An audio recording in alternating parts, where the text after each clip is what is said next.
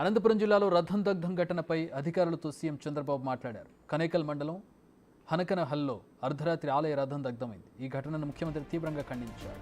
అధికారులతో మాట్లాడి వివరాలు తెలుసుకున్నారు. అగంతకులు నిప్పు పెట్టడంతో రథం కాలిపోయినట్టు జిల్లా అధికారులు సీఎంకు తెలిపారు. ఘటనపై సమగ్ర దర్యాప్తు చేపట్టి నిందితులను వెంటనే అరెస్ట్ చేయాలని ముఖ్యమంత్రి ఆదేశించారు. ఘటనా స్థలికి వెళ్లి విచారణ చేయాలని కలెక్టర్ ఎస్పీని కోరారు. దర్యాప్తు వివరాలను ఎప్పటికప్పుడు తనకు అందజేయాలని సీఎం ఆదేశించారు.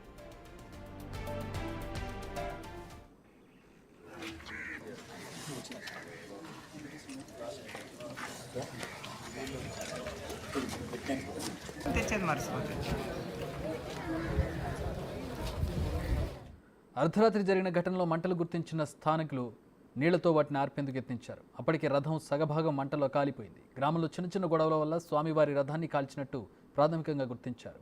అనంతపురం నుంచి క్లూస్ టీం డాగ్ స్క్వాడ్ను రప్పించి దర్యాప్తు వేగవంతం చేశారు. ఘటనా స్థలికి చేరుకున్న జిల్లా కలెక్టర్ అక్కడి పరిస్థితులను పరిశీలించారు.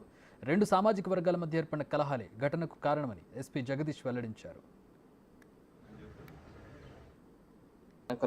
అనకనకల్లు విలేజ్లో కనేకల్ మండలం ఇక్కడ నిన్న రాత్రి 12-12:30 ఈ సమయం ప్రాంతంలో ఆంజనేయ స్వామికి సంబంధించినటువంటి చారియట్ని ఎర్రస్వామి రెడ్డి గారు ఇచ్చినటువంటి డొనేట్ చేసినటువంటి ఈ చారియట్ని కొంతమంది మిస్క్రియంట్స్ బర్న్ చేయడం జరిగింది.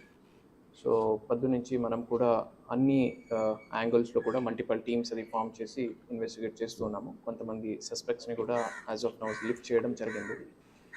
ఫర్దర్గా మనకు based on evidence and interrogation will be pointing out at the accused persons ఎవరనేది మనము ఐడెంటిఫై చేయడం జరుగుతుంది. దీంట్లో యాజ్ సచ్ ఎటువంటి కమ్యూనల్ యాంగిల్ కానీ between religions or between caste ఎటువంటి గొడవల వల్ల కానీ డిఫరెన్సెస్ వల్ల కానీ జరిగింది కాదు. ఇది ఒకే కమ్యూనిటీకి సంబంధించినటువంటి రెడ్డి కమ్యూనిటీకి సంబంధించినటువంటి రెండు గ్రూప్స్ మధ్యన జరిగినటువంటి ఇష్యూ. సో దీని ఆఫ్టర్ ఇంటర్గేషన్ మనం ఫైనల్ డీటెయిల్స్ అని కూడా చెప్పడం జరుగుతుంది.